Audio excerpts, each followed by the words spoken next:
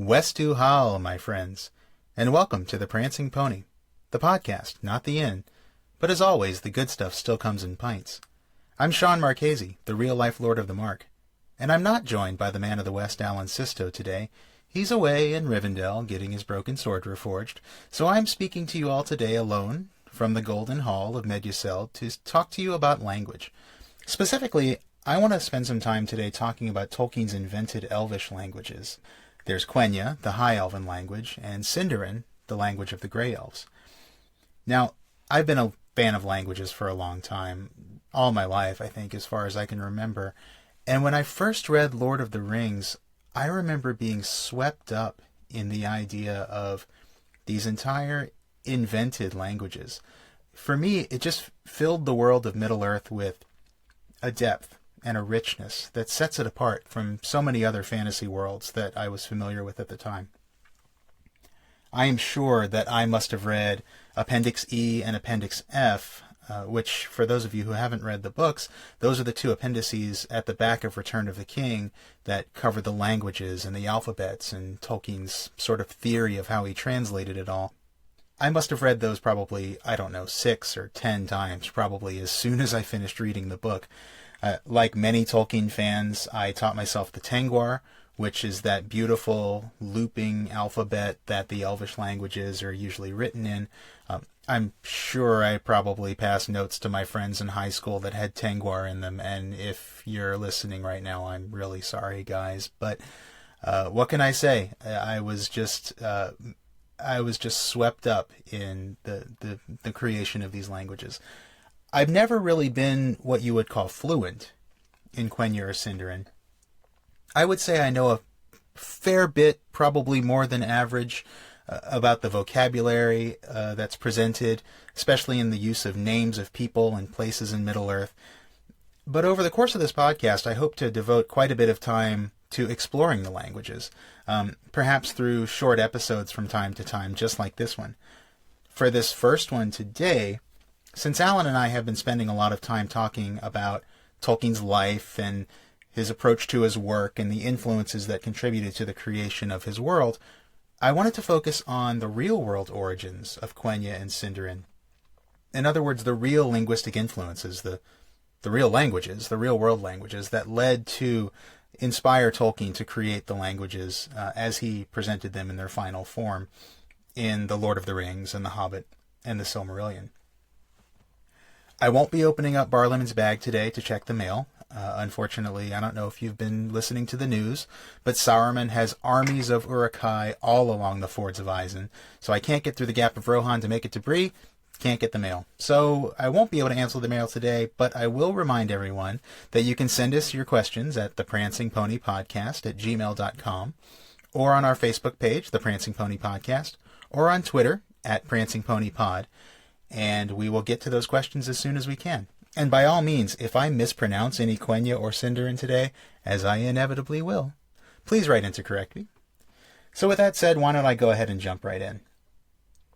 In our first episode, In Defense of Fantasy, Alan shared a story from Tolkien's childhood, which is described by his biographer, Humphrey Carpenter. And by all means, if you haven't listened to that episode yet, please go check that out. That Carpenter biography contains a fascinating picture of Tolkien's life, including a number of anecdotes about his study of languages. For my purposes today, I want to start with the story that Alan talked about, which is an account of the first story that Tolkien ever wrote when he was a small child. The story was about a dragon, which is probably no surprise there, but when he gave it to his mother to read, she didn't say anything about the dragon, as you might think.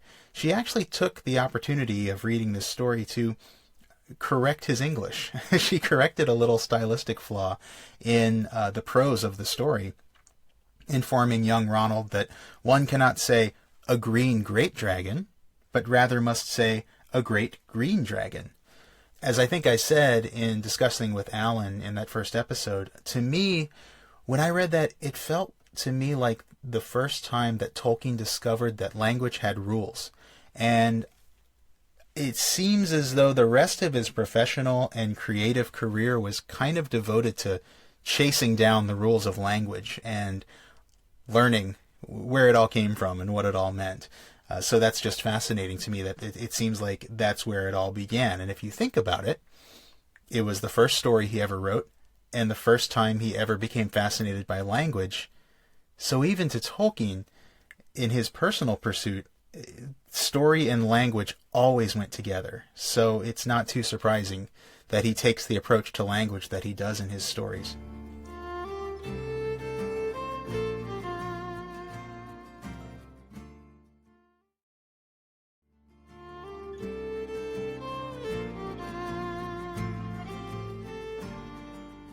Now, going back to the story, the Great Green Dragon, the story is actually told by Tolkien himself in a letter that he wrote to the writer W.H. Auden in 1955. Auden had written a review of The Fellowship of the Ring and wrote to Tolkien asking some questions about it, and this letter was Tolkien's response. The letter is generally referred to as Letter 163 because that's the number that it has in the collection of Tolkien's letters called The Letters of J.R.R. Tolkien, which is edited by Humphrey Carpenter, the same author who wrote the biography we've been talking about. And that Letter 163 includes a number of insights about how language formed the foundation upon which Middle-earth is built. In fact, one of the questions that Auden asked Tolkien was, when did he start working on the story of Fellowship? Tolkien's answer is, that is rather like asking of man when language started. It was an inevitable, though conditionable, evolvement of the birth given. It has always been with me, the sensibility to linguistic pattern which affects me emotionally, like color or music, and the passionate love of growing things, and the deep response to legends, for lack of a better word, that have what I would call the northwestern temper and temperature. Now, there's a great deal more in that passage than just language. Obviously, there's reference to mythology and the love of growing things, which all come up in Tolkien's world. But let's focus on how he talks about how a linguistic pattern strikes him like music, which reminds me of one of my favorite passages from the Carpenter biography, which I talked about in the first episode, about the idea that Tolkien sort of used his invented language to create sort of a private symphony for himself, meaning that it wasn't so much about the meaning at the time, early in his life, but it was about just the musical nature of the language. This is something that we're going to get into in just a moment, and I think is going to be a big part of the final character of the languages he creates. Now, I do want to spend a minute talking about this. There's this one word that comes up a lot when we talk about Tolkien. It's not a word that we hear a whole lot outside of Tolkien studies, but the word I'm thinking of, and some of you probably have already guessed it, is philology, or philologist. You hear that Tolkien was a philologist.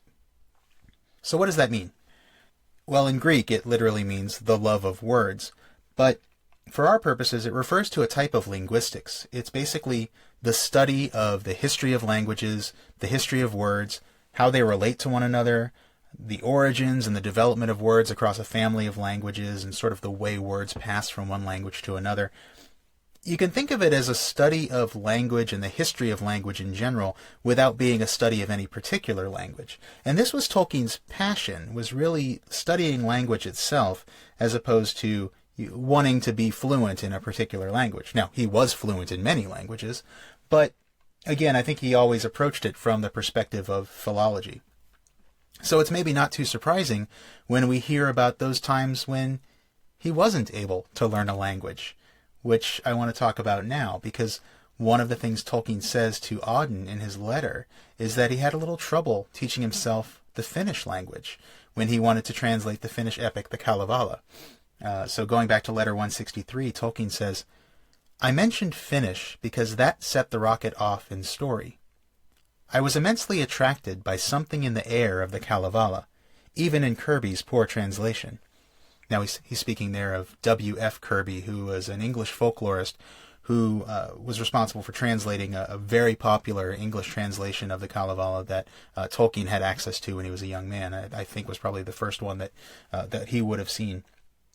Tolkien goes on to say, "I never learned Finnish well enough to do more than plod through a bit of the original, like a schoolboy with Ovid, being mostly taken up with its effect on my language."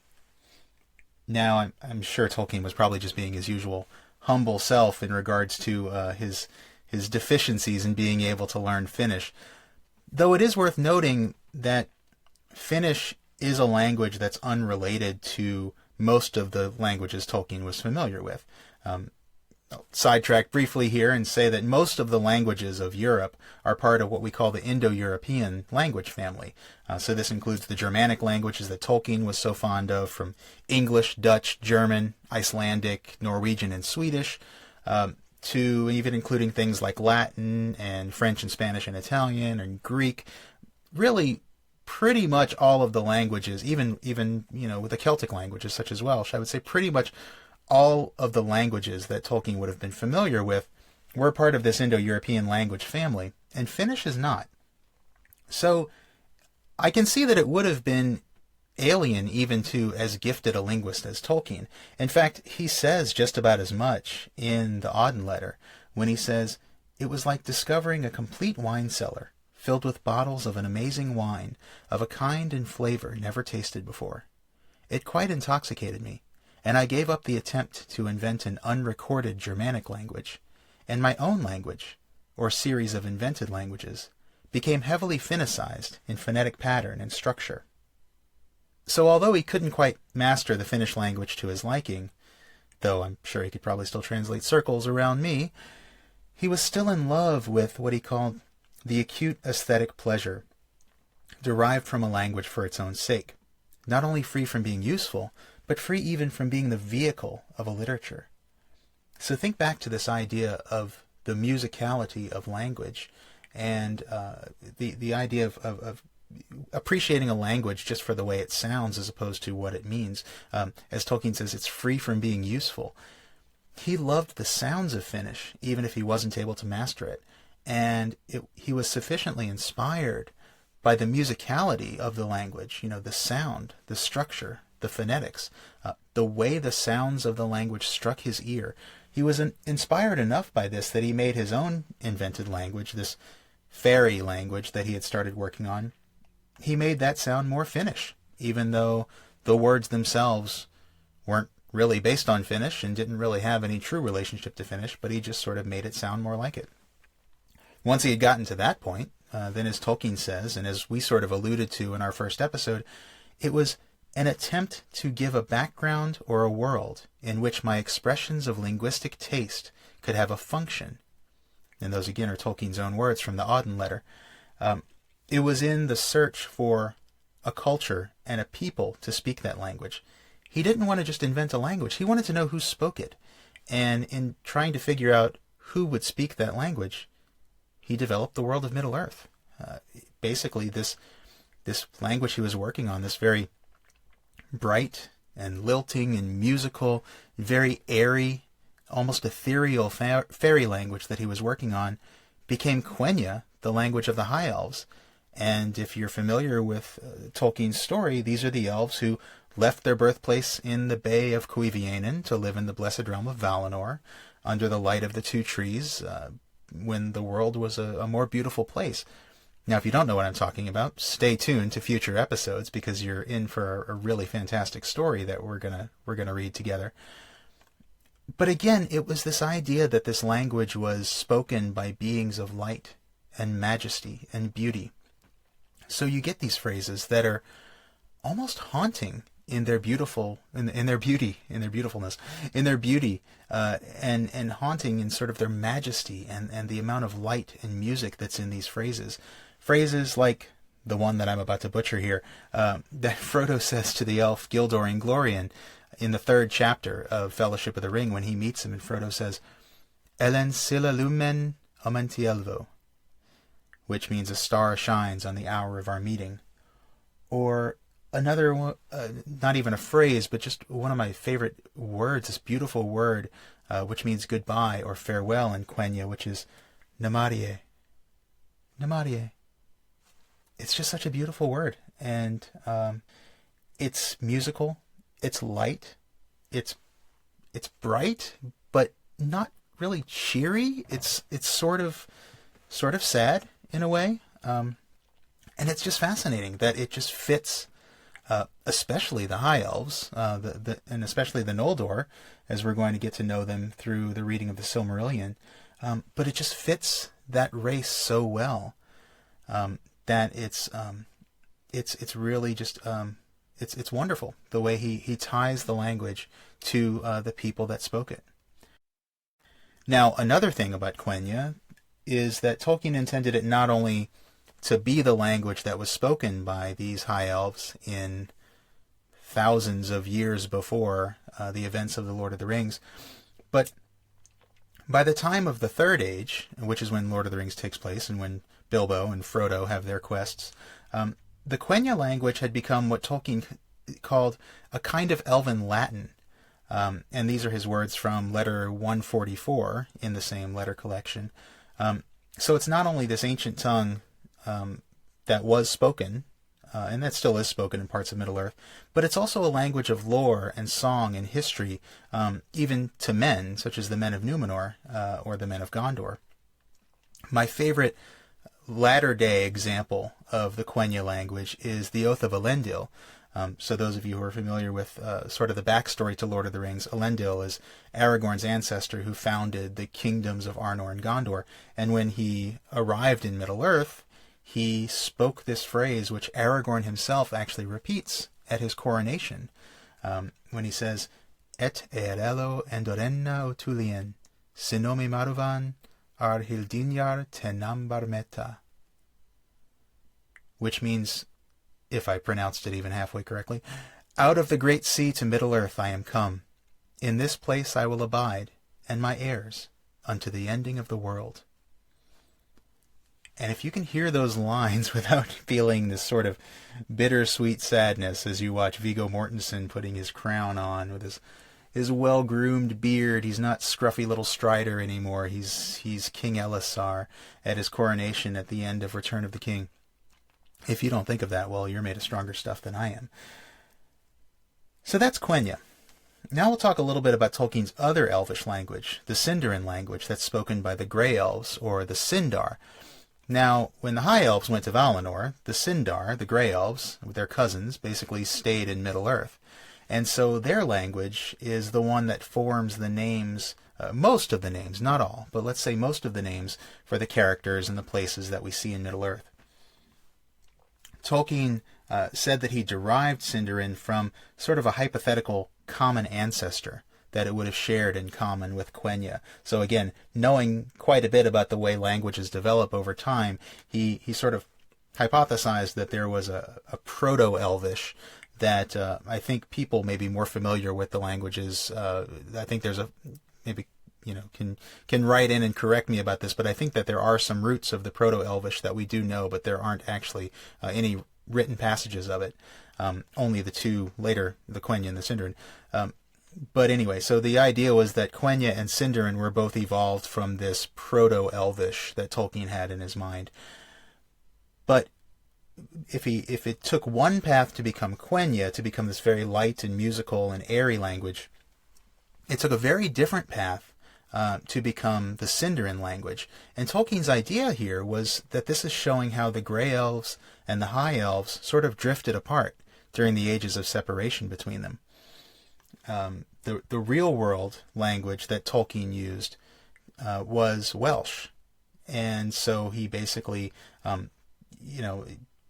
designed Sindarin to have a linguistic character very similar to Welsh. And so that does sort of lend to Sindarin, whereas Quenya is very, very light.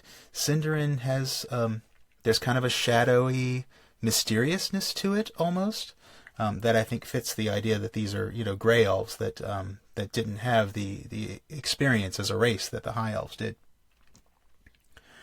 It's maybe not too surprising that a man who grew up in the West Midlands of England and who was naturally curious about language would be intrigued by Welsh.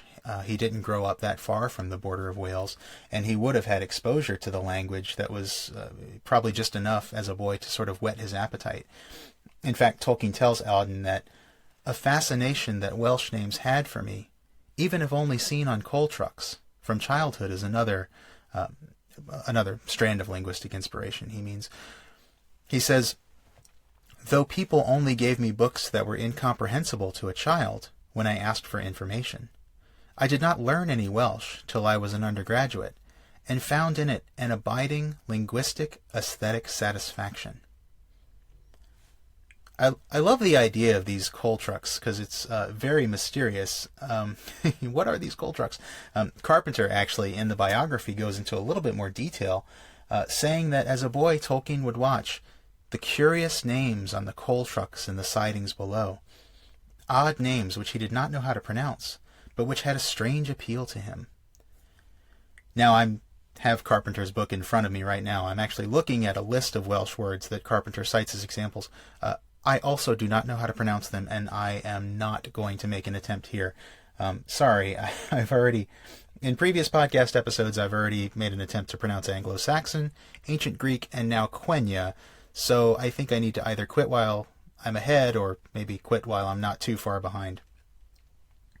Anyway, going on, Carpenter says that there was another exposure to Welsh that impacted Tolkien as a child. He says, later in childhood, he went on a railway journey to Wales, and as the station names flashed past him, he knew that here were words more appealing to him than any he had yet encountered, a language that was old and yet alive. That's just a beautiful description of the effect that Welsh had on Tolkien and sort of the way that he received it, even though he didn't really know the language. Just a little bit of my own personal experience. I actually have also been on a train journey through Wales, and I do remember watching through the window, as you pass by every station, you see these signs with these very mysterious Welsh words on them, place names and even, exit signs or restroom signs, things like that. It's a fascinating language. So I think I know a little bit about what Tolkien was experiencing. Just kind of seeing this language that looks so exotic. There's all these double N's and double D's, and there's W's where there should be vowels, and there's Y's everywhere. It's easy to see how Tolkien was inspired by this sort of this mysteriousness of the language, and created this Sindarin language, which does have this sort of shadowy, still beautiful, not dark, but still beautiful and, again, mysterious, I think is the only adjective that I can think of to describe it. So you get place names in Middle-earth and Sindarin, like Eamon Muil, which are the rocky hills that the river Anduin flows through as it crosses the ancient border into Gondor that the Fellowship goes down. There's the Ithrin Luin, the Blue Wizards, whose existence is actually only hinted at in Tolkien's major works. And to find out about these wizards that disappeared into the East some time ago, you have to go into Tolkien's Unfinished Tales to find out more about them. And of course, who could forget the most famous example of Sindarin, I think, the inscription on the west gate of Moria that reads, Enin Durin Aran Moria, Pedomellan Aminno, which means the doors of Durin, Lord of Moria, speak friend and enter. So remember, Tolkien was a philologist. He would never have been content to just make up words that sounded Finnish or sounded Welsh. He wanted to construct entire languages that had these characteristics, regardless of how much the language, or how much of the language actually appeared in his books. In fact, one of the kind of the laugh out loud moments of the letter to Auden is when Tolkien says, if I had considered my own pleasure more than the stomachs of a possible audience, there would have been a great deal more Elvish in the book. Can you imagine? But even the snatches that there are required, if they were to have a meaning, 2 organized phonologies and grammars, and a large number of words. So there you have it. I mean, that is really, to me, the clearest statement of Tolkien's philosophy towards language. He needed to have organized phonologies and grammars, real functioning languages, because he wanted the phrases of Elvish that appeared in his works to have a meaning. And so, even though there's only a few phrases and a few names, he actually created these working languages. It's fascinating. And though I think there are a number of fantasy authors who have come after Tolkien and sort of followed in his footsteps and created their own languages. And I know that there is a fairly widespread culture of constructed language, or conlang, on the internet. It's at the time, this was very, very new. This was nearly unprecedented, not completely unprecedented, but certainly probably unprecedented for purposes of writing a fantasy story.